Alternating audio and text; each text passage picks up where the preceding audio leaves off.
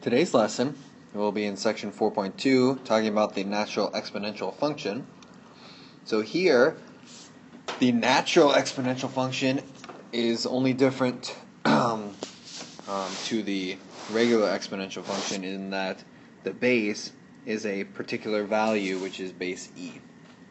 So e represents a value or a number kind of like pi, where it is a non-repeating decimal that never ends.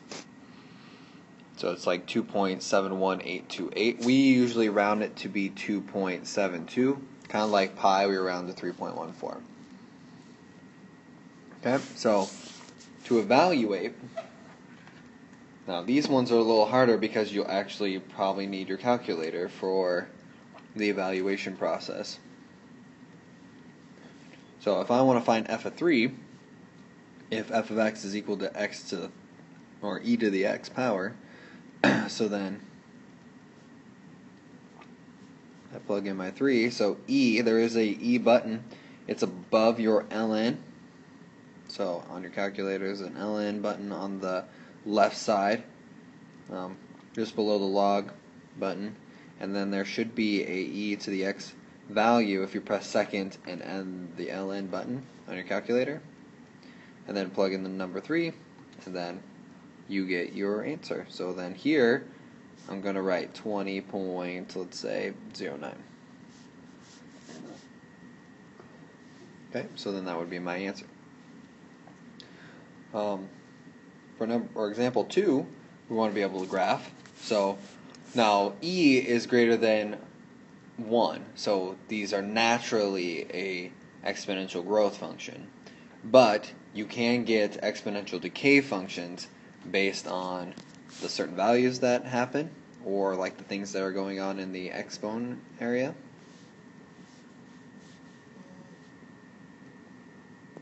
Okay, so here, let's say I want to figure out what my middle is. Remember, set these equal to 0. So negative x equals 0, divide by negative 1, gets you 0. So we still have 0, negative 1, and 1.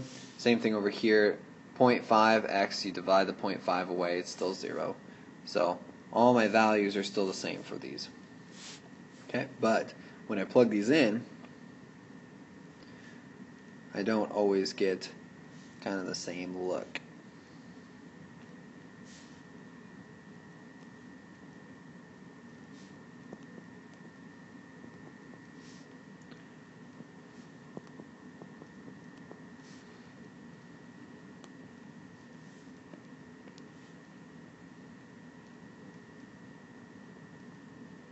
Okay, so when we plug in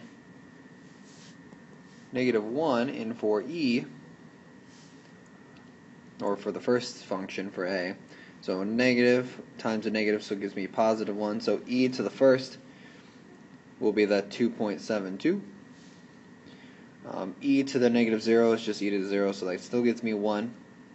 And then e to the negative first, okay, so that'll be 1 divided by e to the first, gets me 0.37, let's say. Okay, then on the flip side, so then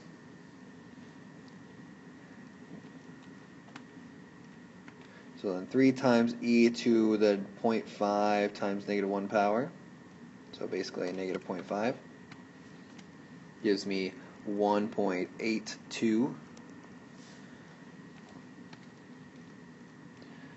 And then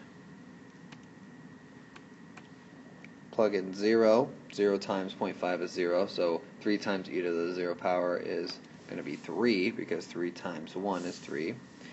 And then plug in 1. 1 times 0.5 gives me 0.5, so it gives me 4.95. Okay, so now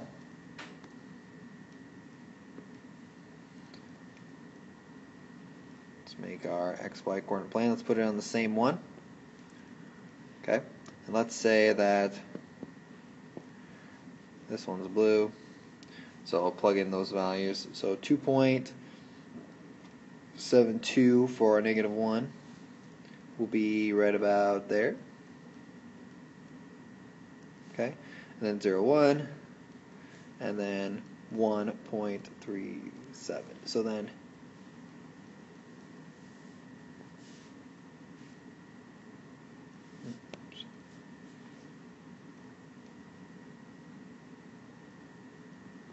so f of x equals e to the negative x graph looks like that.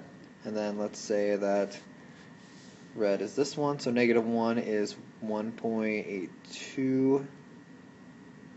So that'll be right about there. And then 3, and then 4.95. Okay, now this one is only a little different because of the 3 portion of this. It stretches it upward vertically. So then that's why center is not like that 0 value is not at 1 instead at 3.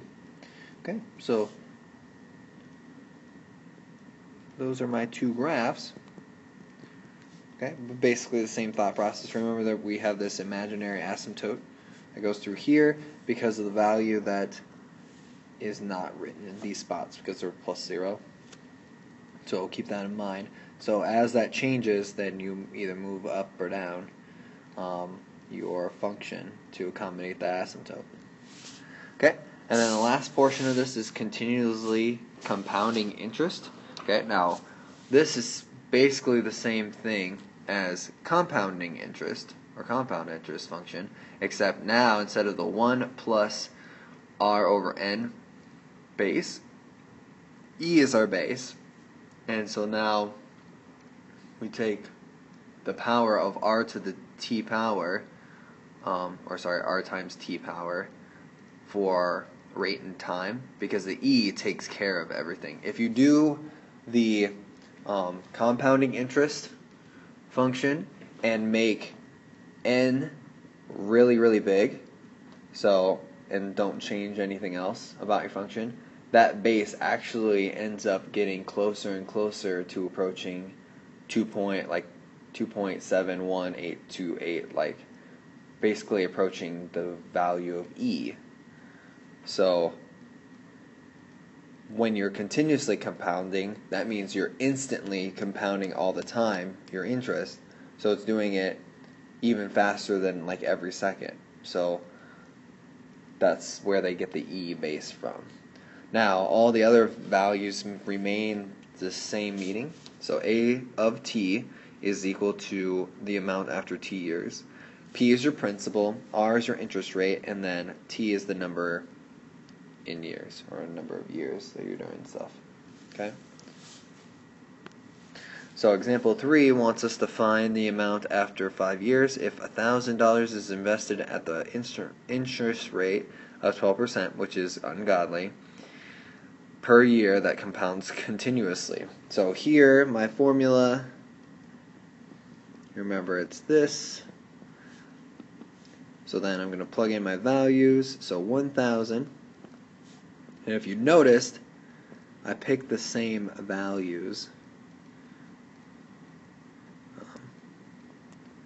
that I used for the last lesson's examples, just so you can kind of compare to see what the difference is between the two. So here, a of t, I should actually plug in the year value there, because it's 5.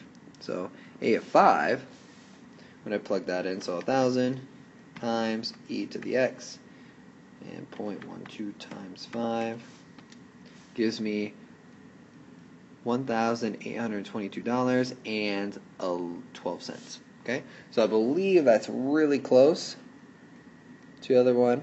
I can't remember what the other value is. You have it in your notes, but I believe both of those values are very close because the amount of compounding, like changing, really doesn't change, like, or give you a lot more money because it's compounding more. So just remember, anytime you're using a interest or like any kind of bank account that you're trying to save money, CD, IRA, something like that, always look for the interest rate because that's where you're going to make your money. Okay. Oh, and also obviously how much money you put into it beginning with gives you like more money. If you have more money in there to compound or gain interest on, then obviously you're going to make more money. But the interest is where the money comes from. So make sure if you have something, like if you ever see something for 12%, you better be investing in it as soon as possible, because there's no way that that's going to last very long. Okay? Have fun.